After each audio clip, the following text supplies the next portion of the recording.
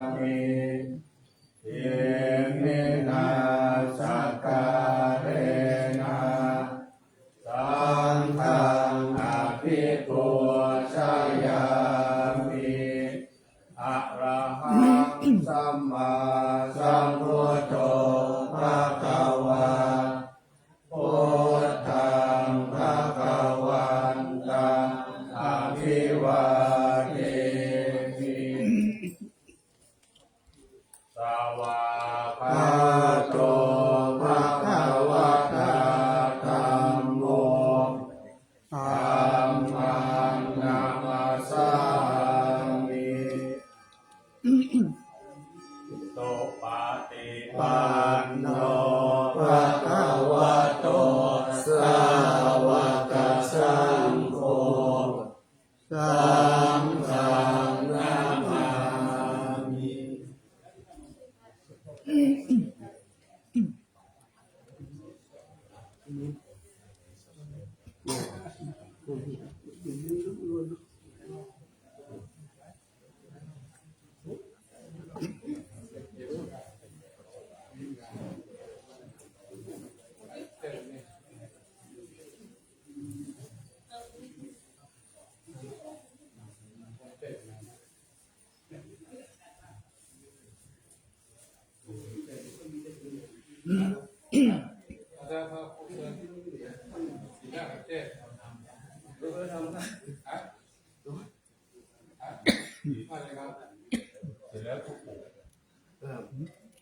ทุมีนะครับ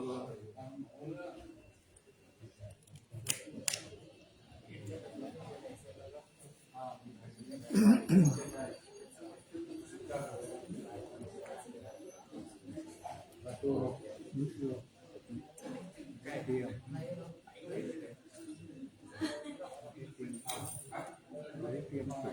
เราต้องลงนะครับลงมาใกล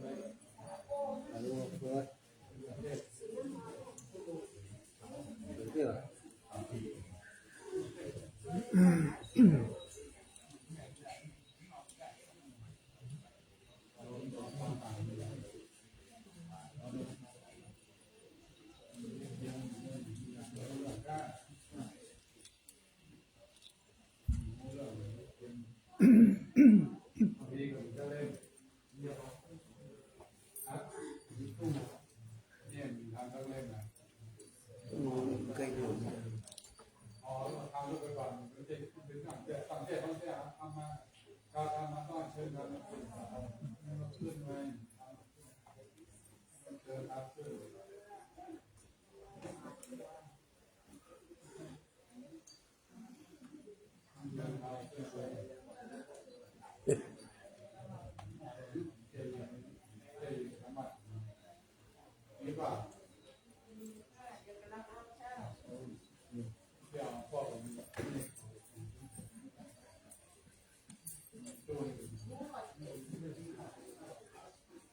นาะ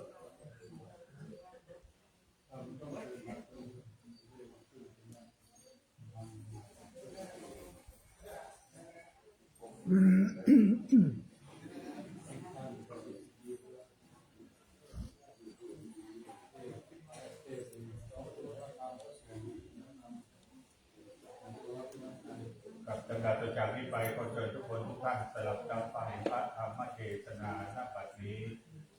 ธรรมาจะโลกาธิปติจหังปฏิกัจอัญจลีอธิวรังอายาจตาสันติธาจัตตาปะสกายาจิตาเอเตตุธรรมังอนุกัมปิมังปะตัง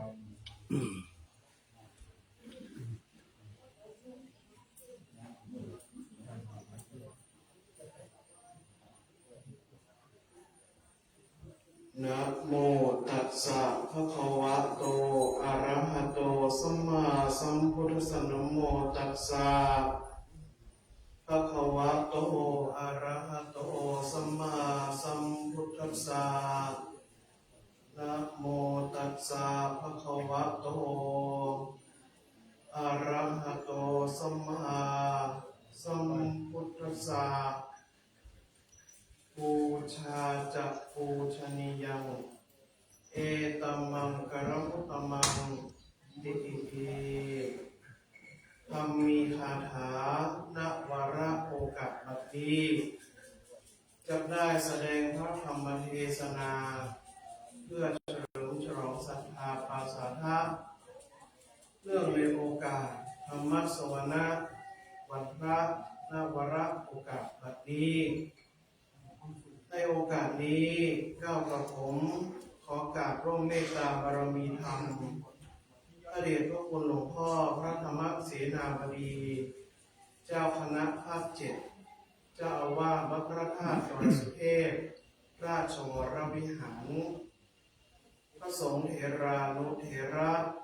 มัชฌิมเถระอนุเถระสามเณรทุกรูปด้วยความเคารพยิ่งเจริญพรบรรดาท่านสาธุชนพุทธบริษัททั้งหลายผู้สนใจใฝ่ศึกษาผู้ปฏิบัติธรรมเนื่องในโอกาสวันพระธรรมสวนะในช่วงห่วงเข้าพรรษา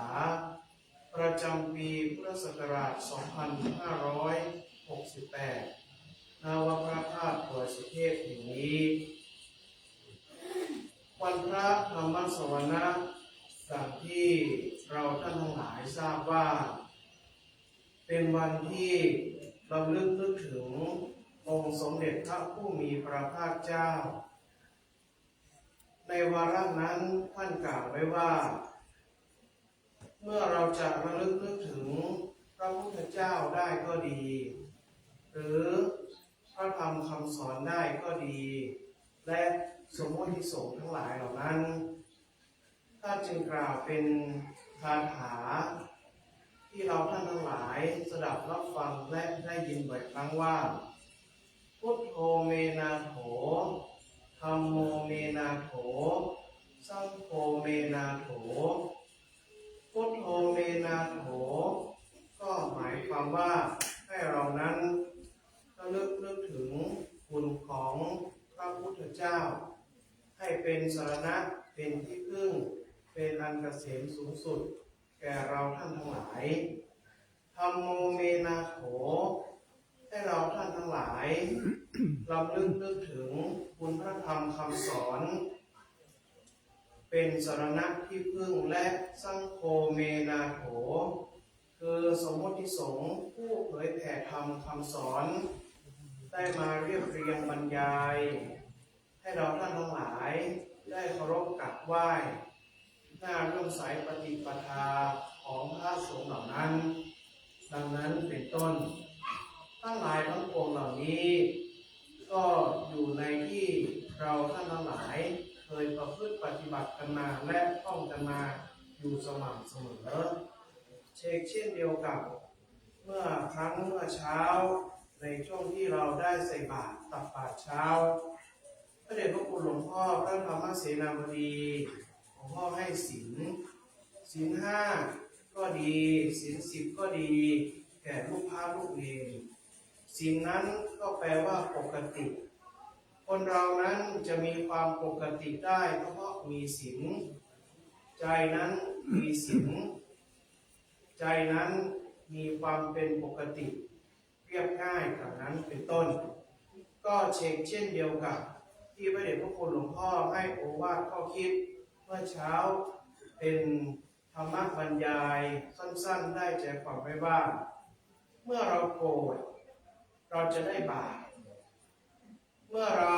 เมตตานั้นเราจะได้บุญเมื่อเราโกรธก็ดีโกรธมีความโมโหมีความอาฆาตแค้นพยาบาทความคับแค้นกายความคับแค้นใจอยู่อย่างนั้นสม่ำเสมอ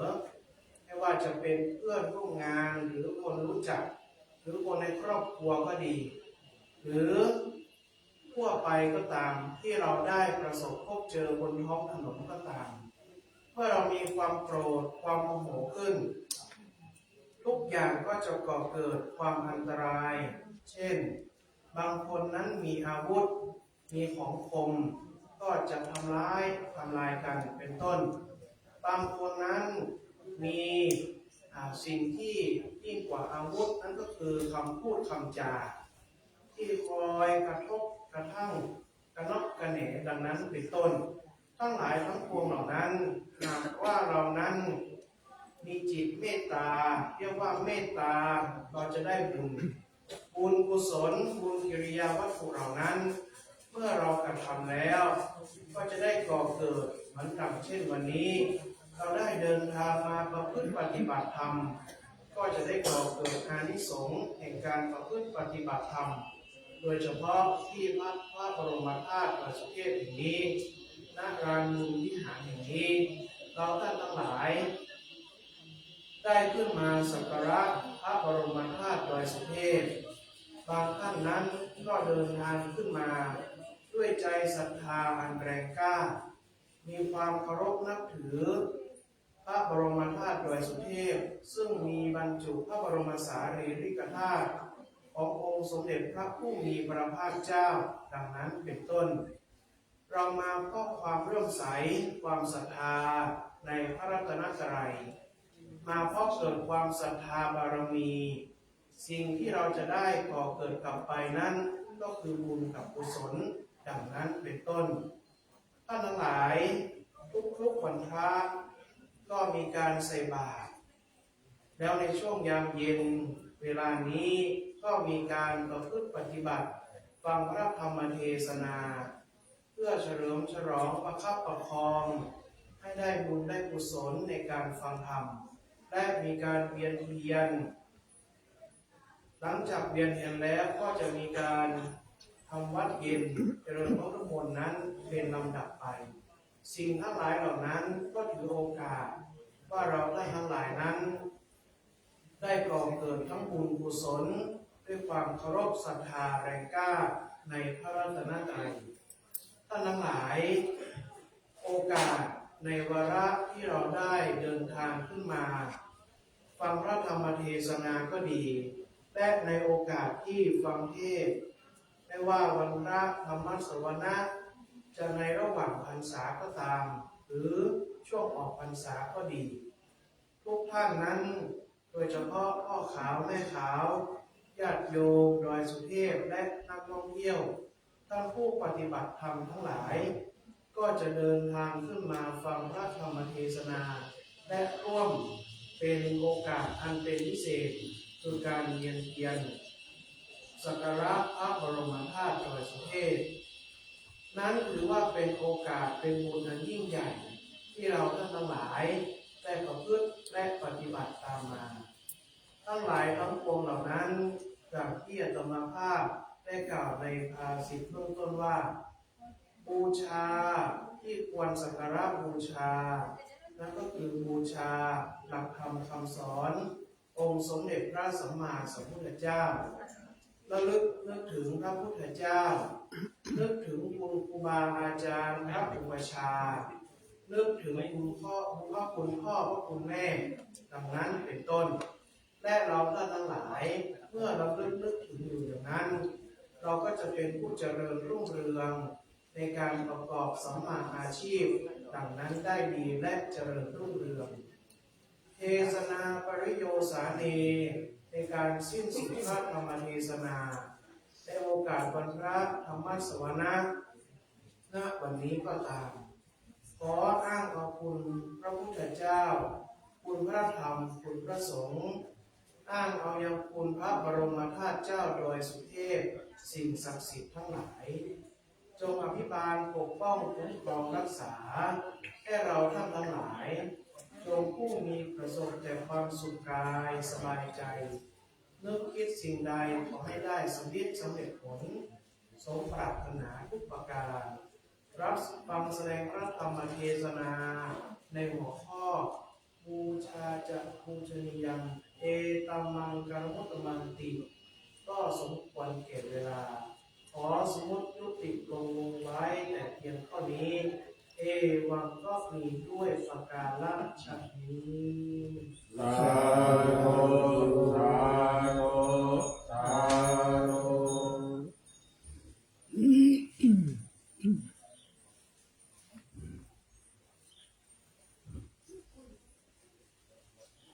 ยะถาวาริวหาปุราปาริปุเรนติสาคารังเอวะเมวะอิโตทินังเปตานังอุปกปปติอิจิตังปะอิตังตุมหังคิปะเมวะสมิจฉันตุสัพเพปุเรนตุสังคปาจันโทปนารโสยถามณิโชติระโสยถาสัพพิติโยวิวัชชันตุสัพพะโรโควินาศสันตุมาเตภวัตตรายโยสุขีทีคายุโกภวะอภิวาทานาสีริสนิจจังวุธาปัจจายโนจัตตารโอธรรมาวัฏันติอายุวันโนสุขังอะตัง สาธุสาธุสาธุ วันนี้ครับผม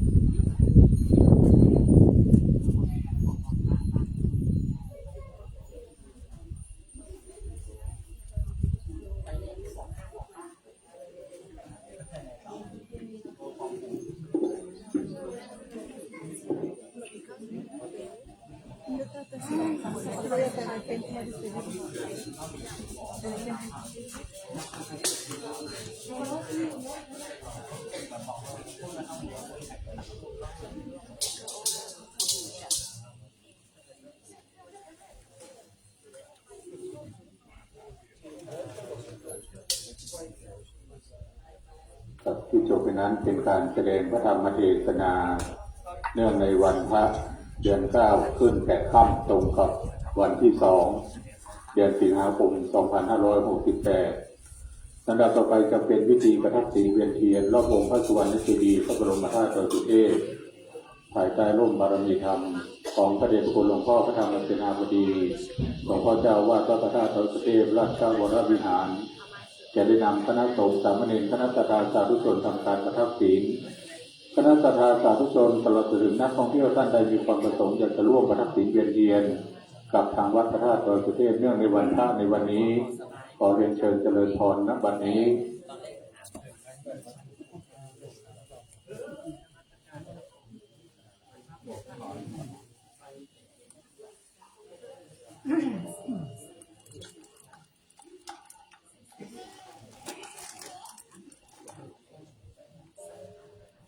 ยา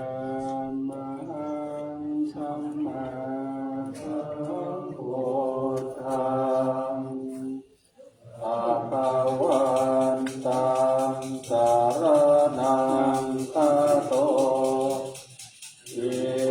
มินาสกาเลนะตังพุทธังอภิปุชฌามิยามหังสวะคาตังภะคะวะตาธัมมังสารนังคัจโตเยมินาสกาเลนะตังธัมมังอภิปุชฌา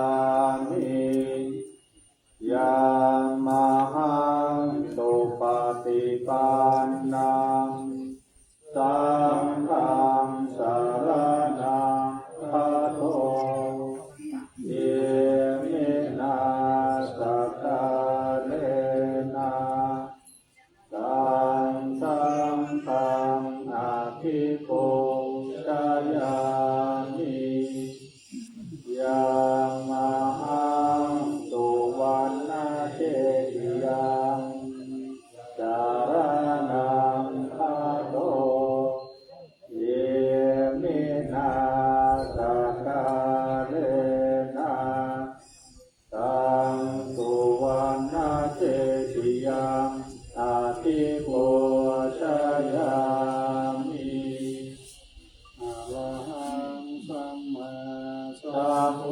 โตภะคะวะพุทธังภะคะวันตังอะภิวาเทมิสวากขาโตภะคะวะตาธัมโม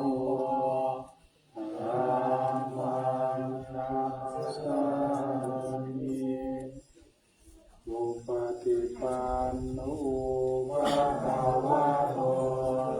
สาวกสังโฆสังฆังนามามิสุวรรณเจติยังเกสาวารามาคารุงคังวายัญญาโตโสเทวานามาคานาคาเทเวหิตาภาปุริตามหังวันทานิสาภาอิติปิโสภะคะวะอะระหังสัมมาสัมพุทโธวิชาจารสัมปันโนสุขโตโลกวิทูตโลปุริสธรรมสสทิสัทธาเทมนุสสานังพุทโธภควาติสวะโตภควตาอิติโกอาคาเอหิปัสสิโกปะ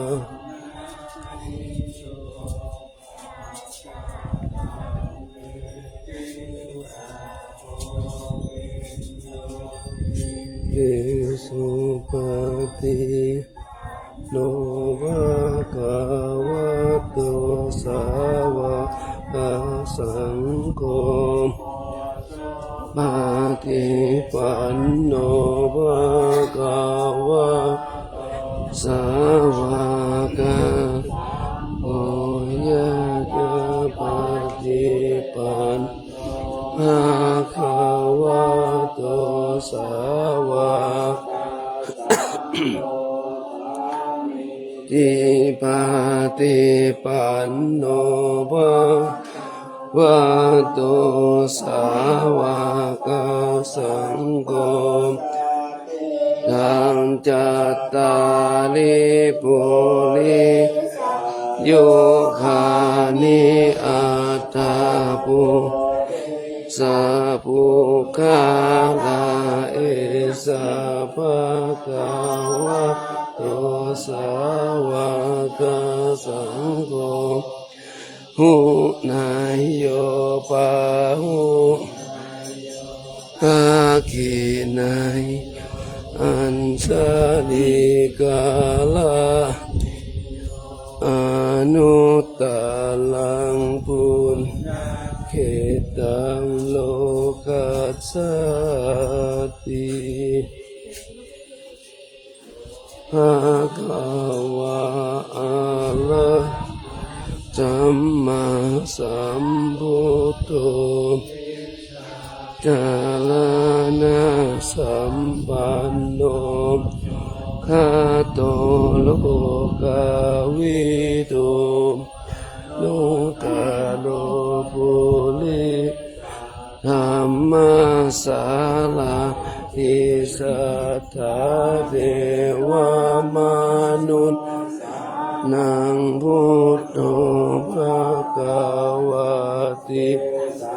วะคาโตภควตาสันติโกอากาลิโอ เอหิปัสสิโกโกปัจจตังทิตัมโมวินโยเอเตสุปะปันโนภะคะโตสา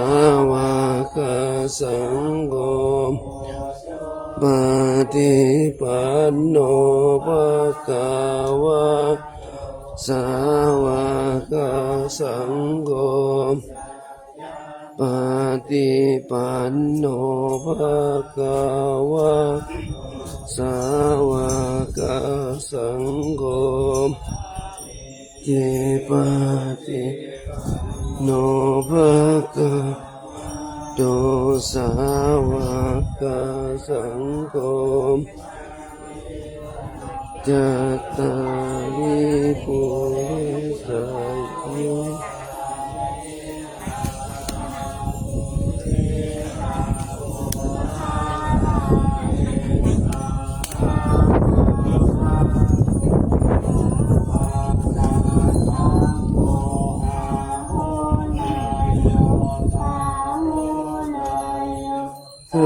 ขินาริโย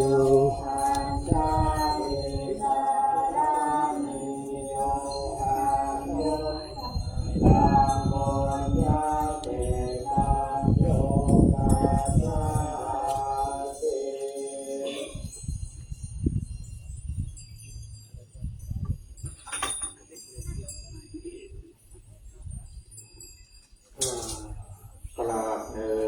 งกราบสองกราบสามนะโมตัสสะภะคะวะโตอะระหะโตสัมมาสัมพุทธัสสะนะโมตัสสะภะคะวะโตอะระหะโตสั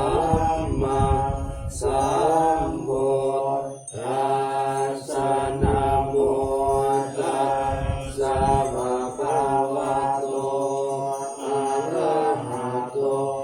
สัมมาสัมพุทธัสสะโยสัมมิเส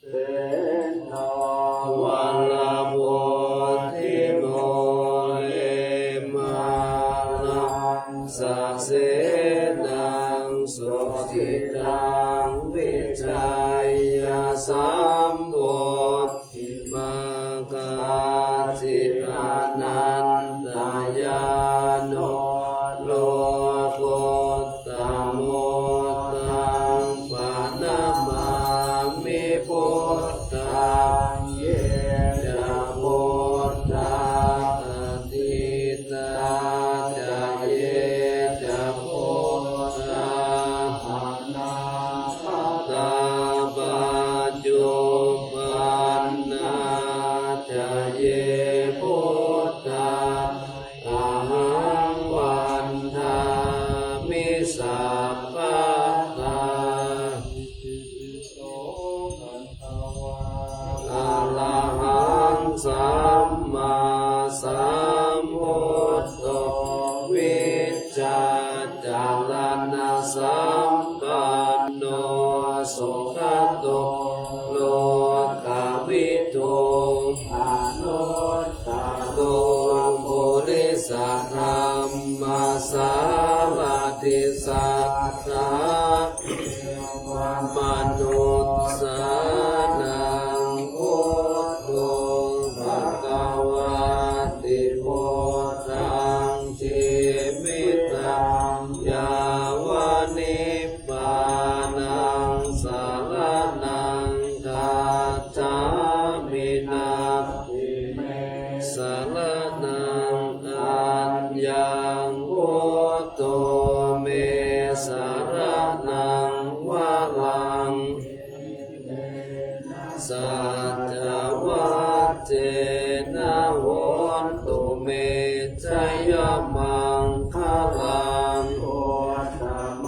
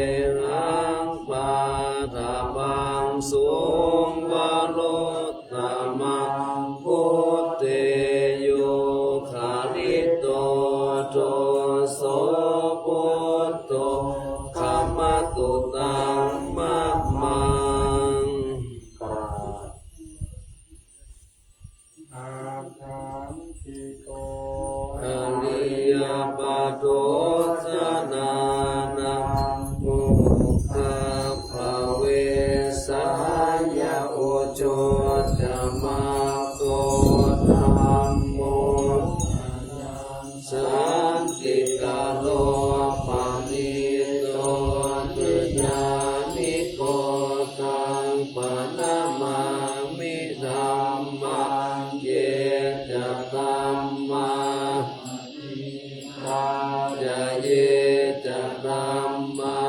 อนาคตาปัจจุบันนาจะเยธัมมาอะหังวันทามิสัพพะทา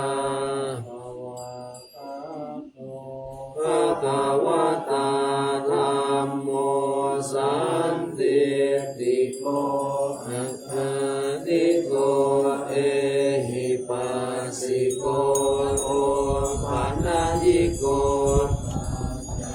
สังเวทิตาโมวิญโยเอติสัมมังชี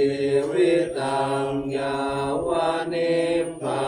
นังสารนังตัสสามินันทิเม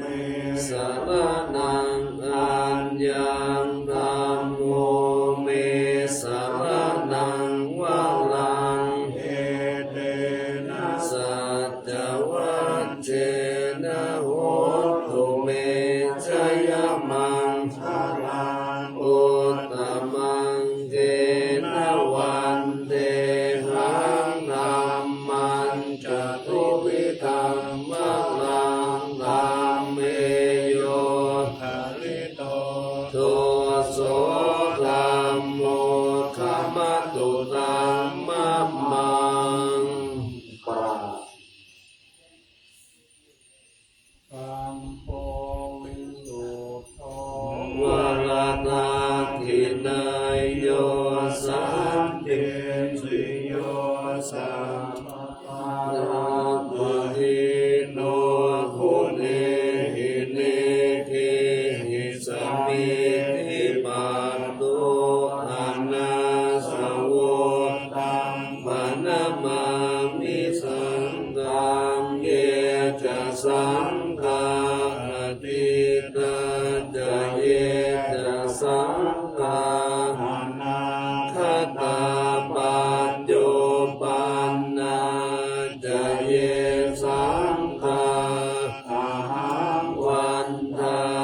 มิสัพพะทา ปฏิปันโน ภะคะวะโตสาวกสังโฆอุชุปฏิปันโนภะคะวะโตสาวกสังโฆญาญาปฏิปันโนภะคะวะโตสาวกสังโฆสามิทิปฏิปันโนภะคะวะโตสาวกสังโฆยันติตังจันตานิโพธิสัยยุกานิอัตตาโพธิสัพโพคาลาเฮสะภะคะวะโตสาวกสังโฆอาหุนายโยปาหุนายโยทักขินายโยอัญชลีกาลนิโยอนุตตรังปุญญาเขตังโลกัสสติสังฆังชีวิตังยาวานิพพานังสารนังคัจฉามินาติเมสารนังอัญญังสังโฆเมสารนังวะล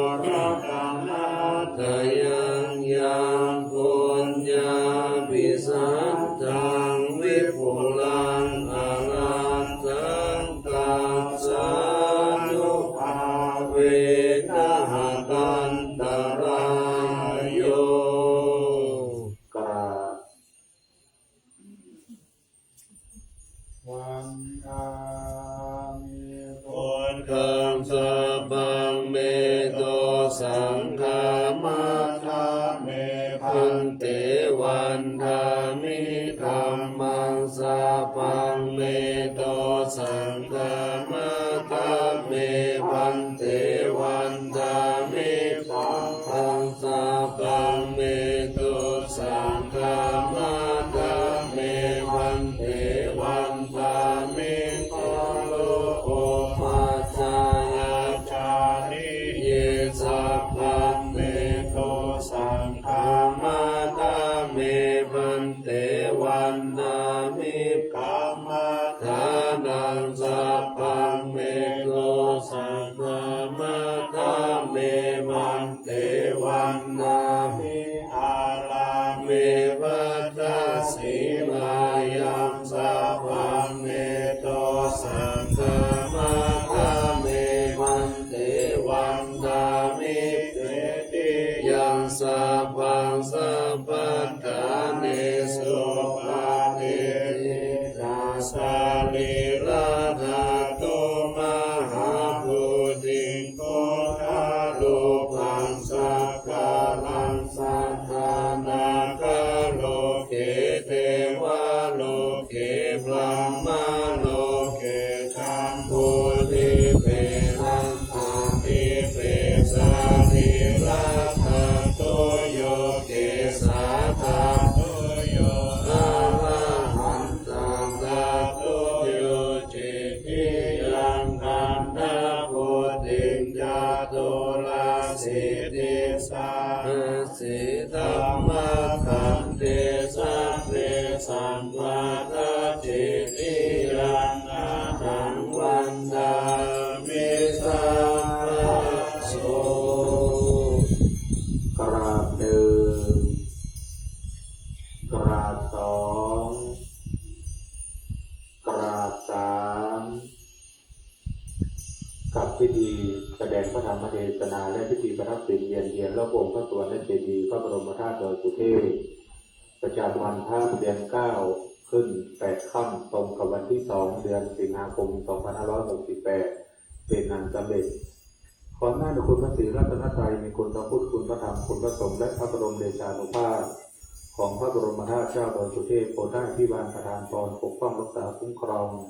ให้คณะสัตยาสาธุชนพุทธบริษัทตลอดจนถึงนักท่องเที่ยวทุกคนทุกท่านเดินทางกลับไปหาสถานบ้านช่องภูมิลำเนาที่อยู่ที่อาศัยของท่านด้วยความสะดวกปลอดภัยบุญตรงตามรักษาเทวดาต่างๆคุ้มครองทุกคนทุกท่านด้วย